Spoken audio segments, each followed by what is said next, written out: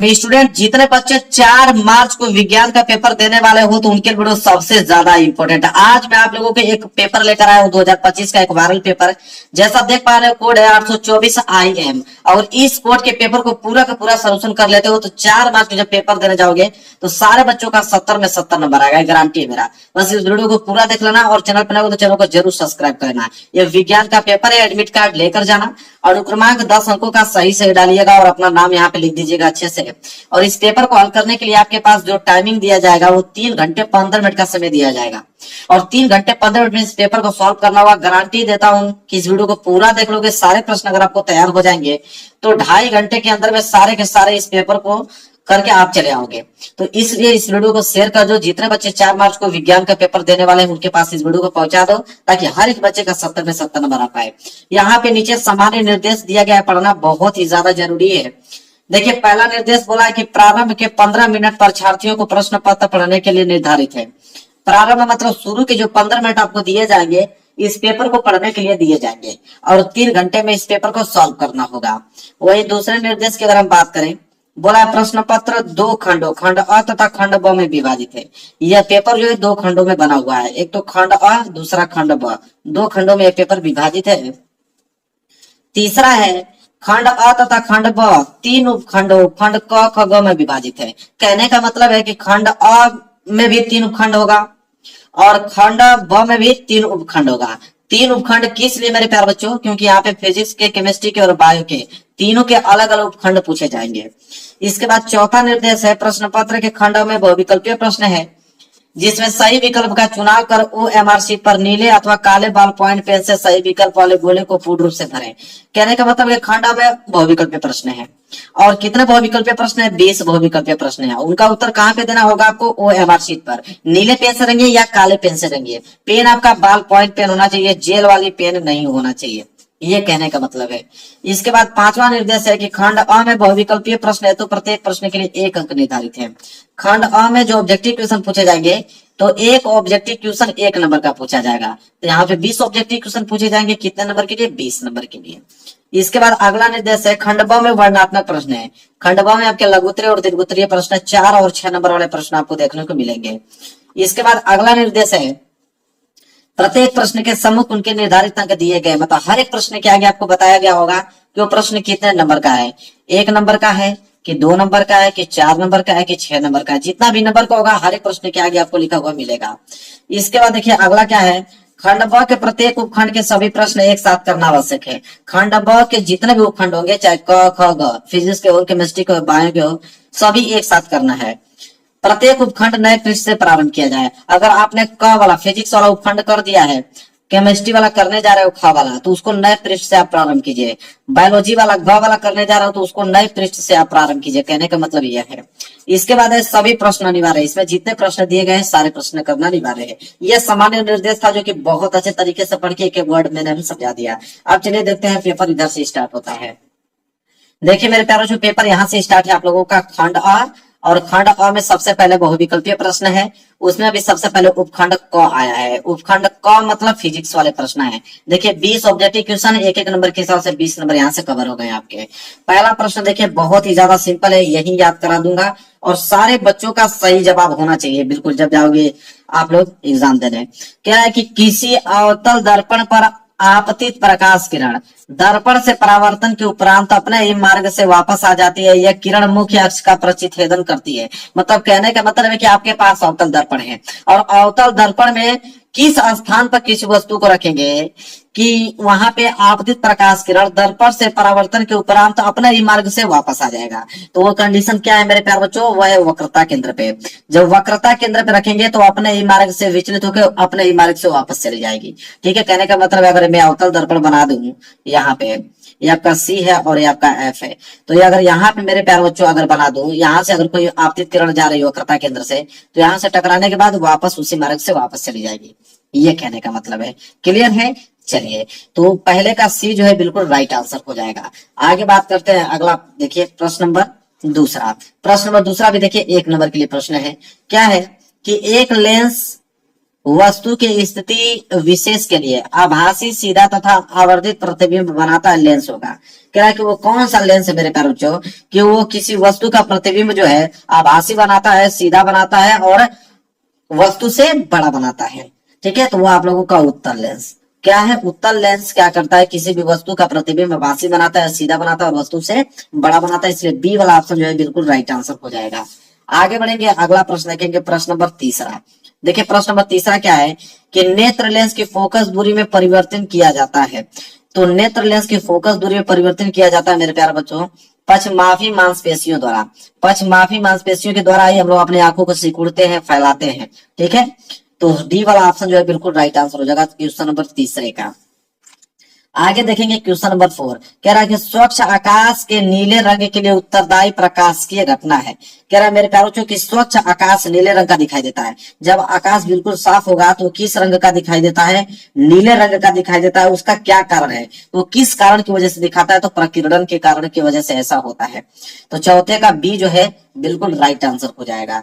आगे बढ़ेंगे मेरे प्यारों क्वेश्चन नंबर 5 की तरफ। देखिए अगला प्रश्न है प्रश्न नंबर 5वां। कह रहा है किसी विद्युत बल्ब पर 440 वाट और 220 वोल्ट अंकित दिए हैं। कह रहा है कि बल्ब फिलामेंट का प्रतिरोध होगा। अब मेरे प्यार बच्चों यहाँ पे V बराबर विभवांतर आपको दिया है 220 वोल्ट। ठीक है, और यहाँ पे 400 वाट मतलब पावर आपका जो शक्ति है वो 440 वाट का दिया हुआ है। आपसे पूछा है कि प्रतिरोध क्या होगा, तो आपको मालूम R का वैल्यू पूछा है कि R का वैल्यू बताइए। ठीक है, तो यहाँ पे फॉर्मूला होता है मेरे प्यारे बच्चों R बराबर V स्क्वायर बटे P। ये फॉर्मूला होता है R बराबर V स्क्वायर बटे P।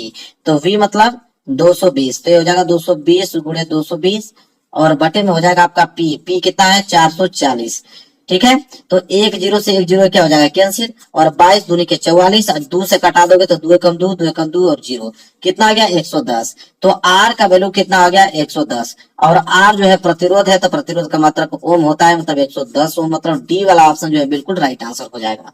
देखिए कितना सिंपल जवाब है। तो क्वेश्चन नंबर 5 का डी जो है बिल्कुल राइट आंसर हो जाएगा। क्लियर है, समझ में आ रहा है आपको। चलिए आगे बढ़ते हैं क्वेश्चन नंबर 6। देखिए क्वेश्चन नंबर 6 क्या मेरे प्यारे बच्चों, कह रहा है कि विद्युत परिपथ में प्रयुक्त होने वाले कुछ अवयवों के संकेत चिन्ह स्तंभ 1 में दिए गए हैं। स्तंभ 2 में दिए गए नामों से सुमेलन कर सही विकल्प का चयन कीजिए। मतलब स्तंभ पहला से स्तंभ दूसरा में क्या करना है, आपको मिलान करना है। ठीक है, चलिए देखते हैं। अब देखिए यह वाला दिया है और ये वाला फिगर किसको दर्शाता है मेरे प्यारे बच्चों, ये बताइए। तो यह जो है फिगर प्रतिरोध को दर्शाता है। किसको, प्रतिरोध और परिवर्ती प्रतिरोध को। तो पहले का सी मतलब यह जो है वो परिवर्ती प्रतिरोध को दर्शाता है। ठीक है, तो ये क्या हो जाएगा मेरे पास पहले का सी हो जाएगा। और यह वाला सबको मालूम है कि अमीटर है, तो दूसरे का जो है वह मेरे प्यारे बच्चों चौथे से मिलान करेगा। और यह किसको है मेरे प्यारे बच्चों, तो यह जो है आप लोगों का विद्युत सेल को दर्शाता है। ये बात आपको भी मालूम है, किसको विद्युत सेल को, तो यह दूसरे से मिलान कर जाएगा। और यह वाला जो है वह तार क्रॉसिंग को दर्शाता है, तो पहले से मिलान कर जाएगा। तो देखिए क्या होगा इसका राइट आंसर देखते हैं। तो यहाँ पे हो जाएगा मेरे प्यारे बच्चों ए का मिलान हुआ है चौथे से, तो ए का मिलान हुआ है मेरे प्यारे बच्चों चौथे का, ए का मिलान हुआ तीसरे से, तो ए का मिलान तीसरा यहाँ पे है, ए का मिलान तीसरा यहाँ पे, ए का मिलान तीसरा यहाँ पे। ठीक है, ये वाला ऑप्शन गलत हो गया। अब बी का मिलान है चौथे से, तो बी का मिलान है दूसरे से, ये वाला नहीं होगा। बी का मिलान दूसरा से भी नहीं होगा, बी का मिलान चौथे से, ये वाला हो जाएगा। ठीक है, इसके बाद सी का मिलान है दूसरा से, सी का मिलान दूसरा से, और डी का मिलान पहला से, डी का मिलान पहला। पहला वाला ऑप्शन जो है बिल्कुल राइट आंसर हो जाएगा। देखिए तो बिल्कुल मेरे प्यार से भूलना नहीं, इसको 1-2 बार अच्छे से प्रैक्टिस कर लीजिएगा। आगे बढ़ते हैं अगला। देखिए अगला प्रश्न क्या है, प्रश्न नंबर 7वां। प्रश्न नंबर 7वां है कि किसी धारावाही परिनालिका को स्वतंत्रता पूर्वक लटकाने पर सदैव स्थिर होगी। तो कह रहा है कि किसी धारावाही परिनालिका को अगर हम स्वतंत्र रूप से लटका देते हैं तो जो उसका सदैव स्थिर होगा किस दिशा में होगा मेरे प्यारे बच्चों, तो यह हो जाएगा उत्तर से किस दिशा में, दक्षिण में। उत्तर से दक्षिण दिशा में होगा। तो सी वाला ऑप्शन जो है बिल्कुल राइट आंसर हो जाएगा, 7वें का सी। चलिए अब स्टार्ट हो गया यहाँ से आप लोगों का उपखंड ख। उपखंड ख मतलब मेरे प्यारे बच्चों केमिस्ट्री के प्रश्न यहाँ से स्टार्ट हो गए। और प्रश्न नंबर 8वां, प्रश्न नंबर 8वां केमिस्ट्री के प्रश्न स्टार्ट हो गए हैं। बोला यहाँ पे कि निम्नलिखित में से कौन सी धातु कमरे के ताप पर ठोस अवस्था में नहीं होती है। तो इन चारों ऑप्शन में से कौन सी ऐसी धातु है जो कमरे के ताप पर ठोस अवस्था में नहीं होती है। ठीक है, तो इसका राइट आंसर हो जाएगा मरकरी। क्योंकि यहाँ पे अगर हम बात करें मैग्नीशियम की, तो मैग्नीशियम हुआ, कॉपर हुआ, एल्युमिनियम, ये सब जो है कमरे के ताप पे ठोस अवस्था में पाई जाती है। लेकिन मरकरी जो है कमरे के ताप पे ठोस अवस्था में नहीं पाई जाती। बी वाला ऑप्शन जो है बिल्कुल राइट आंसर हो जाएगा। आगे बढ़ेंगे, प्रश्न नंबर 9 कह रहा है कि अम्ल एवं क्षारक की अभिक्रिया से प्राप्त होता है। सबको मालूम है मेरे प्यारों कि अम्ल और क्षार मिला देंगे तो लवण तथा जल प्राप्त होगा, जिसे उदासीनीकरण अभिक्रिया हम लोग कहते हैं। तो अम्ल और क्षारक मिलाने से लवण तथा जल प्राप्त होता है। डी वाला ऑप्शन जो है बिल्कुल राइट आंसर हो जाएगा। आगे बढ़ेंगे मेरे प्यारों, अगला प्रश्न देख लीजिए क्या है। अगला प्रश्न है प्रश्न नंबर 10वां, कह रहा है कि निम्नलिखित अभिक्रिया कैल्शियम कार्बोनेट को अगर हम गर्म करें तो कैल्शियम ऑक्साइड और कार्बन डाइऑक्साइड में विभाजित हो जाता है। ये उदाहरण किसका है ये पूछ रहा है। सबको मालूम है कि आप घटन अभिक्रिया का उदाहरण है, आप घटन अभिक्रिया का मेरे प्यारों उदाहरण है। ठीक है, कैल्शियम कार्बोनेट को जैसे हम लोग उष्मा देंगे तो कैल्शियम ऑक्साइड और यहाँ पे कार्बन डाइऑक्साइड में विभाजित हो जाएगा। तो सी वाला ऑप्शन जो है बिल्कुल राइट आंसर हो जाएगा। आगे बात करते हैं प्रश्न नंबर 11 को लेकर। प्रश्न नंबर 11 क्या है, कह रहा है कि श्रृंखलन का गुण किस परमाणु में पाया जाता है। तो श्रृंखलन का गुण किस परमाणु में पाया जाता है मेरे प्यार बच्चों, तो कार्बन में पाया जाता है, बात सबको मालूम है। 11 का ए वाला जो है बिल्कुल राइट आंसर हो जाएगा। 12वां प्रश्न देखें, निम्नलिखित में एल्काइन पूछा है कि इन चारों में से एल्काइन कौन है। तो एल्काइन की अगर हम बात करें तो ये हो जाएगा CH3 सिंगल बॉन्ड सी और ट्रिपल बॉन्ड से सी और एस जुड़ा होगा। तो बी वाला ऑप्शन जो है बिल्कुल राइट आंसर हो जाएगा। ये आप लोगों का एल्काइन। तो 12 का बी वाला जो है बिल्कुल करेक्ट आंसर हो जाएगा। 13वां प्रश्न अगर हम बात करें, कह रहा है ईंधन एवं औषधियों के रूप में उपयोग होता है। तो ईंधन एवं औषधियों के रूप में उपयोग होता है आपका एथेनॉल। क्या होता है, एथेनॉल। ये वाला ऑप्शन जो है बिल्कुल राइट आंसर हो जाएगा। तो ये भी प्रश्न मैंने बता दिया आप लोगों को। अब यहाँ से स्टार्ट होता है उपखंड ग। उपखंड ग में आपके कौन से प्रश्न रहेंगे, बायोलॉजी के प्रश्न पूछे जाएंगे। और प्रश्न नंबर 14 देखिए मेरे प्यारों, प्रश्न नंबर 14 क्या है, कह रहा है कि गुर्दे की इकाई जो उत्सर्जन की प्रक्रिया में भाग लेती है। तो गुर्दे की इकाई जो उत्सर्जन की प्रक्रिया में भाग लेती है वह आप लोगों का विक्राणु। कौन है, विक्राणु। बी वाला ऑप्शन जो है बिल्कुल राइट आंसर हो जाएगा। आगे देखिए प्रश्न नंबर 15, पौधों में जाइलम किसके लिए उत्तरदायी है। मैंने आप लोगों को ट्रिक बताया था, जाइलम मतलब ज मतलब जल का वहन करने में। मैंने ट्रिक बताया था, पौधों में जाइलम जो है जल का वहन करने में होता है। और एक होता है फ्लोएम। ठीक है, ये भी पूछता है कि पौधों में फ्लोएम उत्तरदायी होता है। मैंने ट्रिक बताया था, एफ से होता है आपका फ। एफ मतलब फूड, फूड मतलब भोजन। तो फ्लोएम जो होता है भोजन का वहन करने में होता है, और जाइलम जो है जल का वहन करने में होता है। 16वां प्रश्न देख लीजिए, स्वपोषी पोषण के लिए आवश्यक होती है। स्वपोषी पोषण मतलब जो अपना भोजन स्वयं बनाते हैं। तो जो अपना भोजन स्वयं बनाते हैं उनके लिए उत्तरदायी क्या होता है मेरे प्यारे बच्चों, तो कार्बन डाइऑक्साइड तथा जल तो चाहिए, क्लोरोफिल भी चाहिए और सूर्य का प्रकाश भी चाहिए, मतलब उपयुक्त सभी। डी वाला ऑप्शन जो है बिल्कुल राइट आंसर हो जाएगा। आगे अगर हम बढ़े, अगला प्रश्न देखें, प्रश्न नंबर 17 कह रहा है कि ऑक्सीजन की उपस्थिति में पाइरूवेट का ऑक्सीकरण कोशिका के किस भाग में होता है। तो ऑक्सीजन की उपस्थिति में अगर हम पाइरूवेट का ऑक्सीकरण देखें तो कोशिका के किस भाग में होता है मेरे प्यारे बच्चों, तो होता है आप लोगों का माइटोकॉन्ड्रिया में। किसमें, माइटोकॉन्ड्रिया में। सी वाला ऑप्शन जो है बिल्कुल राइट आंसर हो जाएगा। आगे बढ़ेंगे, प्रश्न नंबर 18 देखिए, मेंडल ने अपना प्रयोग किया था। ये सबको मालूम है मेरे प्यारों कि मेंडल ने अपना प्रयोग किया था वंशागत गुणों के अध्ययन के लिए। किसके लिए, वंशागत गुणों के अध्ययन के लिए मटर के पौधे पे किया था। ये वाला ऑप्शन जो है बिल्कुल राइट आंसर हो जाएगा। आगे देखेंगे 19वां प्रश्न, निम्नलिखित में से कौन ओजोन परत क्षरण के लिए जिम्मेदार मुख्य पदार्थ है। तो ओजोन परत के लिए मुख्य जिम्मेदार कौन है मेरे प्यारों, वो है आपका CFC, जो क्लोरोफ्लोरोकार्बन होता है वो। ये वाला ऑप्शन जो है बिल्कुल राइट आंसर जो 19 का ए। चलिए आगे बढ़ते हैं, 20वां प्रश्न देखते हैं। देखिए 20वां प्रश्न क्या है कि निम्न में से कौन सा आहार श्रृंखला का निर्माण करते हैं। तो आहार श्रृंखला का निर्माण कौन करते हैं, बी वाला। क्योंकि सबको मालूम है कि घास को कौन खाती है, बकरी खाती है, और बकरी को कौन खाता है, मानव खाता है। तो इसलिए बी वाला जो है बिल्कुल राइट आंसर हो जाएगा। चलिए आगे बढ़ते हैं। देखिए वर्णात्मक प्रश्न यहाँ से स्टार्ट हो गया, खंड ब 50 नंबर का। इसमें भी सबसे पहले उपखंड क आया है, और उपखंड क मतलब फिजिक्स के प्रश्न इसमें रहेंगे मेरे प्यारे बच्चों। और देखिए 21वां प्रश्न, पूरा का पूरा प्रश्न आपको तैयार करना है। 21वां में 2 प्रश्न है, याद रखिएगा।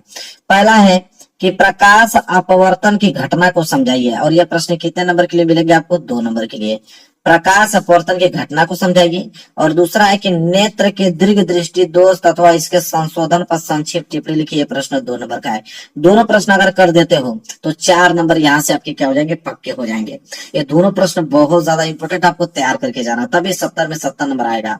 वहीं अगर हम प्रश्न नंबर 22 की बात करें तो 22 में भी आपके 2 प्रश्न है। ठीक है, क्या है, पहला है कि उत्तल दर्पण की फोकस दूरी के लिए सूत्र लिखे।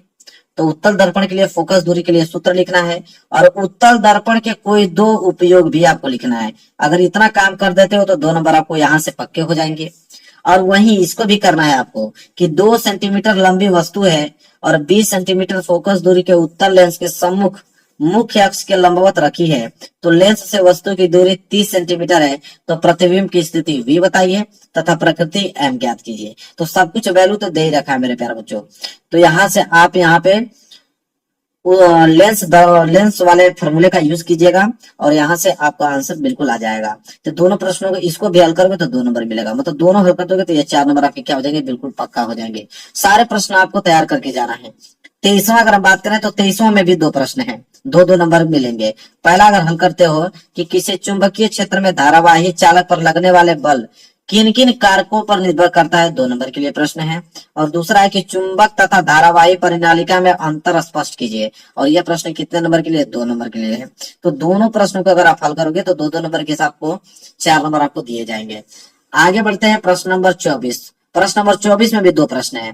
पहला वाला प्रश्न तो यह है कि धारावाही चालक से संबद्ध चुंबकीय क्षेत्र की दिशा ज्ञात करने के लिए दक्षिण हस्त अंगुष्ठ नियम लिखिए और सीधे धारावाही चालक द्वारा उत्पन्न चुंबकीय क्षेत्र रेखाओं को दर्शाइए। आपको 2 नंबर दिए जाएंगे। और दूसरा है कि दिए गए परिपथ ए एवं बी के बीच तुल्य प्रतिरोध तथा 52 प्रतिरोधों के सिरों के बीच विभवांतर की गणना करना है, और यह प्रश्न भी आपको 2 नंबर देगा। तो प्रश्न नंबर 24 भी क्लियर हो गया आप लोगों को। ये सारे प्रश्न अगर आप तैयार कर लोगे मेरे प्यारे बच्चों तो 70 में 70 नंबर बिल्कुल आपके क्या हो जाएंगे, आज ही क्लियर हो जाएंगे। ठीक है, क्लियर है। ये आपका 52 प्रतिरोध नहीं है, 5 ओम है, 52 नहीं है, 5 ओम प्रतिरोध के सिरों के बीच विभवांतर गणना करना है। ठीक है, इसका चित्र दिया है, मैं चित्र दिखाता हूँ। ठीक है, यह चित्र दिया हुआ है, देखिए यह चित्र है, फिगर है, फिगर को देख लीजिए। इसके बाद अगर वो प्रश्न नहीं करना चाहते हो तो अथवा करके एक प्रश्न और आपको दिया है कि वैद्युत परिपथों में फ्यूज का क्या महत्व है। किसी मकान में कुल अधिभार अगर 2200 वाट है और विद्युत की आपूर्ति 220 वोल्ट पर की जाती है तो मकान में प्रयुक्त फ्यूज का अनुमतांक क्या होना चाहिए, और विद्युत ऊर्जा का व्यवहारिक मात्रक भी आपको लिखना है। यह वाला प्रश्न आप कर सकते हो। चलिए, तो दोनों में से कोई भी कर लीजिएगा। इसके बाद दूसरा प्रश्न आइए। यह प्रश्न है कि घरेलू विद्युत परिपथ में प्रयुक्त तारों के नाम में आवरण तारों के रंग लिखिए। 6 नंबर के लिए प्रश्न है, बहुत ज्यादा, सबसे ज्यादा आईएमपी प्रश्न है। इसको आपको तैयार करना है किसी कीमत पे। इसके बाद स्टार्ट होगा आप लोगों का यहाँ से उपखंड ख, और उपखंड ख मेरे प्यारे बच्चों आपके यहाँ से केमिस्ट्री के प्रश्न दिए जाएंगे। और केमिस्ट्री के प्रश्न देखिए, पहला ही 25वां का ए, निम्नलिखित यौगिकों के आईयूपीएसी नाम लिखना है। ए वाला यहाँ पे दिया है, ए में आपको 2 दिया है, एक पहला और दूसरा। इन दोनों के क्या लिखना है, आपके आईयूपीएसी नाम लिखना है। इसके बाद मेरे प्यारे बच्चों बी वाला है, बी में भी 2 प्रश्न है। संयोजन अभिक्रिया के एक उदाहरण लिखिए, केवल समीकरण लिखना है। और दूसरा इसमें है कि संतुलित समीकरण लिखिए, कि संतुलित समीकरण किसे कहते हैं। तो बी में भी 2 प्रश्न है, दोनों को करने हैं।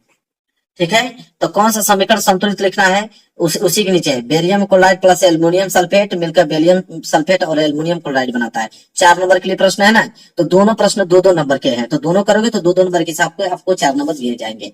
प्रश्न नंबर 26 आइए। प्रश्न नंबर 26 भी यहाँ पे 4 नंबर के लिए है। ठीक है, तो प्रश्न नंबर 26 4 नंबर के है। इसमें बोला है कि निम्नलिखित तत्वों के इलेक्ट्रॉनिक विन्यास लिखे। सोडियम का इलेक्ट्रॉनिक विन्यास लिखे और क्लोरीन का, तो 1 नंबर सोडियम पे मिलेगा, 1 नंबर क्लोरीन पे, 2 नंबर क्लियर हो गया।